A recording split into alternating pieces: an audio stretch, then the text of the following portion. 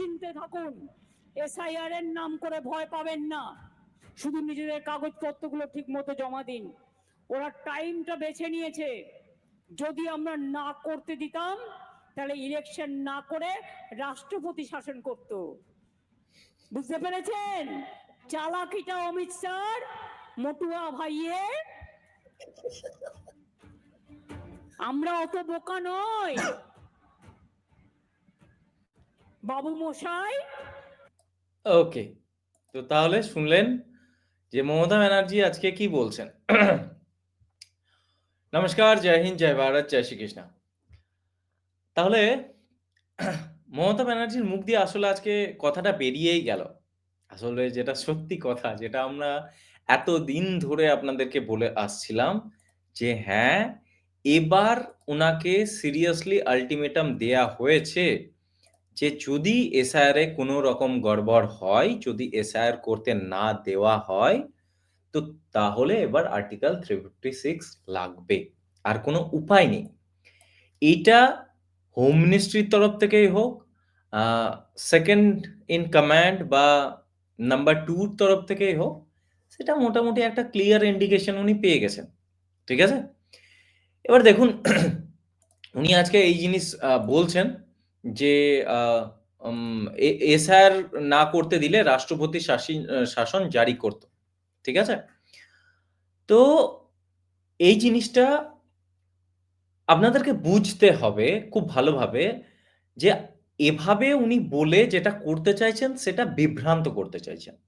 মানুষকে, ভোটারকে, পশ্চিমবঙ্গের মানুষকে বোঝাতে চাইছেন যে যদি আমি এসআইআর না করতে দিতাম, তো তাহলে আপনাদের নির্বাচিত সরকার, আপনাদের ঘরের মেয়ে, আপনাদের নিজের মেয়ে, বাংলার নিজের মেয়ে মমতা ব্যানার্জিকে ক্ষমতা থেকে পদচ্যুত করে দিত বিজেপি বা বহিরাগত বা গুজরাটি এরকম বলে যেভাবে উনি অ্যাটাক করেন, এক্স্যাক্টলি পশ্চিমবঙ্গের মানুষের মনের মধ্যে অ্যাকচুয়ালি ওটা ঢোকাতে চাইছেন যে আমাকে দায়ে পড়ে করতে হয়েছে, আমার করানোর একদম ইচ্ছা ছিল না।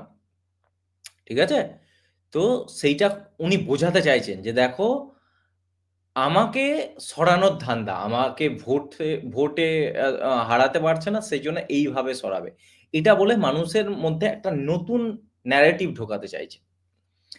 এবার দেখুন এইটা শুনে অনেকের ভালো লাগবে, আমাদের ভালো লাগছে, সব শুনে বুঝতে পারছি হ্যাঁ ঠিক আছে। মুদ্রাপক্ষে আমরা সবাই জানি যে এই জিনিসটা উনি জানেন যে উনার মধ্যে সেই ভয়টা আছে। আমাদের দর্শকদের মধ্যে ইভেন অন্যদের কথা ছাড়ুন, যারা তৃণমূলপন্থী তাদের কথা বাদ দাও।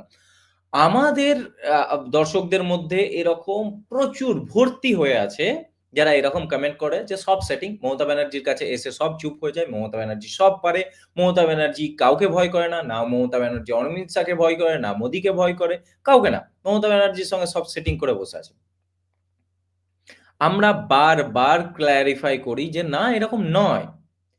এটা বিজেপির জন্য একটা বিরাট বড় অপমানকর বিষয়। কেন্দ্র বিজেপির জন্য Amit Shah as a political strategist, as a home minister, এটা তার ফেলিয়ার হবে যদি 2026-এর ইলেকশনে বিজেপিকে এখানে জেতাতে না পারে। এরকম কোনো সেটিং নয়।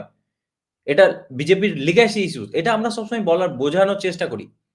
এবং আমাকে এরকম অনেকেই কমেন্ট করে যখন আমি প্রেসিডেন্ট রুলের কথা বলি যে, "দাদা আপনি দিবা স্বপ্ন দেখছেন?" এরকম কিছু নয়।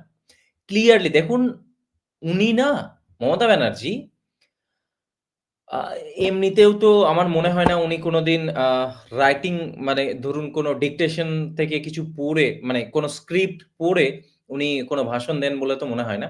ইভেন কোনো স্ক্রিপ্ট তো ছাড়ুন, কোনো ডেটা পয়েন্টকেও উনি ফলো করেন বলে মনে হয় না। যেটা আসে মুখ দিয়ে সেটা উনি বলে দেন। এবার আজকে জিনিসটা অকপটে বেরিয়ে গেছে, হতে পারে বেরিয়ে গেছে, নয়তো ডেলিবারেটলি এটাকে নিয়ে উনি একটা ইস্যু ক্রিয়েট করতে চাইছেন যে দেখুন আমাকে সরাতে চাইছে। এই একটা ন্যারেটিভ তৈরি করা, দুটোই। হয় মুখ দিয়ে বেরিয়ে গেছে, নয়তো দ্বিতীয় উনি ন্যারেটিভ বানাতে চাইছেন, পশ্চিমবঙ্গের মানুষের কাছে বোঝাতে চাইছেন যে দেখো আমাকে সরাবে। আসলে ভোটে পারছে না সেইজন্য এইভাবে সরাবে, সেইজন্য এসআইআর করাচ্ছে এইটা। কিন্তু এসআইআর উনাকে সরানোর জন্য এসআইআর করার কোনো দরকার নাই। পশ্চিমবঙ্গের মানুষ এমনিতেই ওকে সরিয়ে দেবে যদি মানে ফেয়ার ইলেকশন হয়।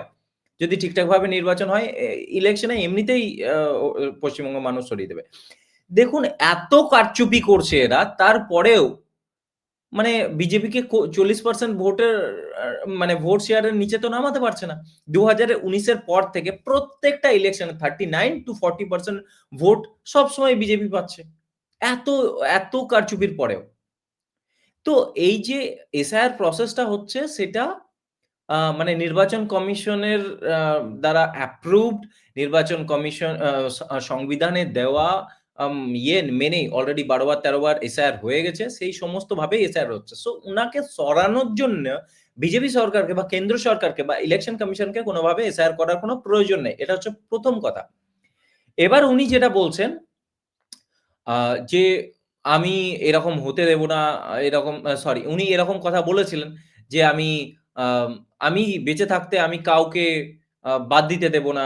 উনি বলেছিলেন যে আমি বেঁচে থাকতে এসআইআর হতে দেব না। বলেছিলেন না? ২১ এর মঞ্চ থেকে বলেছিলেন, ঘেরাও হবে, এটা বিহার নয়, হেনা-তেনা বহুত কথা বলেছিলেন। কারো ভোটাধিকার কেড়ে নিতে দেব না মুখ্যমন্ত্রী বলেছিলেন। উনি বলেছিলেন এটা এসআইআর নয়, এটা এনআরসি অ্যাকচুয়ালি। আমি থাকতে এখানে এনআরসি হতে দেব না। এই যে আমি বেঁচে থাকতে এখানে এনআরসি হতে দেব না। এরকম কথাবার্তা উনি বলেছিলেন। স্পষ্ট বলেছিলেন। কি হলো? হলো কি হলো না? হলো তো। তা এবার এটা নয়, এর আগেও উনি বলেছিলেন আমি বেঁচে থাকতে ওয়াকফ সম্পত্তিতে হাত দিতে দেব না। কি হলো? এই সপ্তাহেই তো ওয়াকফ বিল পশ্চিমবঙ্গে লাগু করে দিয়েছেন উনি। তো কি হয়েছে? উনার কথার কোনো দাম আছে?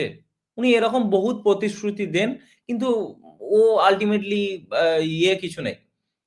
ওই যে বলছে যে আমার গলা কেটে নিলেও আমি আ উম এনআরসি করতে দেব না। উনি বলেছেন যে আমি কোনো আ করতে দেব না। ডিটেনশন ক্যাম্প পশ্চিমবঙ্গে করতে দেব না। এটাও করবেন। ডিটেনশন ক্যাম্পও তৈরি হবে। হুম?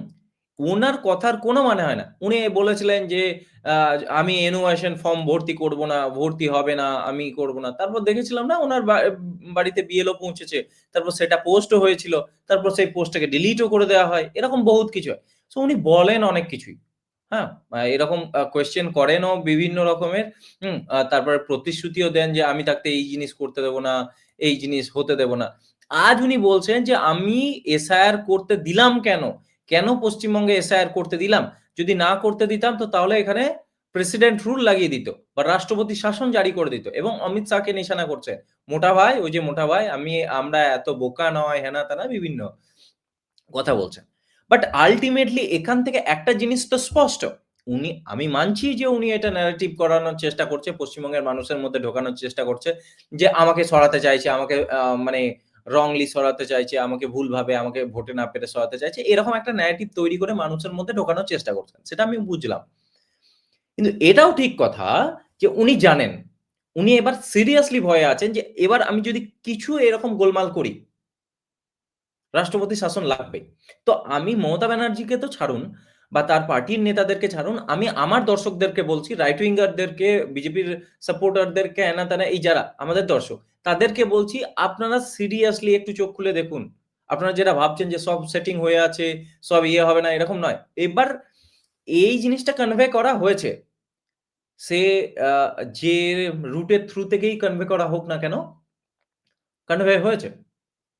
এবার হ্যাঁ, না আমাদের স্বরাষ্ট্রমন্ত্রী কোনদিন বলেছে যে আমরা এখানে রাষ্ট্রপতি শাসন লাগাবো। না আমাদের প্রধানমন্ত্রী কোনদিন বলেছেন যে এখানে রাষ্ট্রপতি শাসন লাগাবো। আমাদের বিরোধী দলনেতা চেয়েছেন যে এখানে আ মানে ফুল অ্যান্ড ফেয়ার ইলেকশন এর জন্যে রাষ্ট্রপতি শাসন হওয়া দরকার। মানে এখানের যা আইন শৃঙ্খলা ব্যবস্থা যেভাবে ভেঙে পড়েছে তাতে রাষ্ট্রপতি শাসন হওয়া উচিত। যদি মানে ফ্রি অ্যান্ড ফেয়ার ইলেকশন হতে চায় মানে হওয়াতে হয়। তো তাহলে রাষ্ট্রপতি শাসনের প্রয়োজন। উনি সেটা দাবি করেছিলেন। কিন্তু না আমাদের প্রধানমন্ত্রী, না স্বরাষ্ট্রমন্ত্রী কোনদিন বলেছেন। সো উনার কথা এগুলো ধোপে টাকে না ঠিক আছে, আমি মানছি। বাট কোন এক চ্যানেলের থ্রু থেকে এবার ফাইনাল আল্টিমেটাম দেয়া আছে। যে এবার যদি কোন রকম বুজরুকি করো, তাহলে এবার কিন্তু অবস্থা খারাপ। এবং আমরা আম আম আমিও মোটামুটিভাবে জানি, আমি বলতে চাইছি না, বাট স্টিল জানি যে জানুয়ারি, ডিসেম্বর জানুয়ারির মধ্যে হয়তো রাষ্ট্রপতি শাসন পশ্চিমবঙ্গে লাগতেও পারে। ঠিক আছে? হতেও পারে। একটা চান্সেস তো আছেই। তো যাই হোক, এরকম আমাদের আ মানে অনুমান, অনুমান এটা। যাই হোক, তো এই ভিডিওতে এতটাই। নেক্সট ভিডিওতে দেখা হচ্ছে। ততক্ষণের জন্য জয় হিন্দ, জয় ভারত, জয় শ্রীকৃষ্ণ।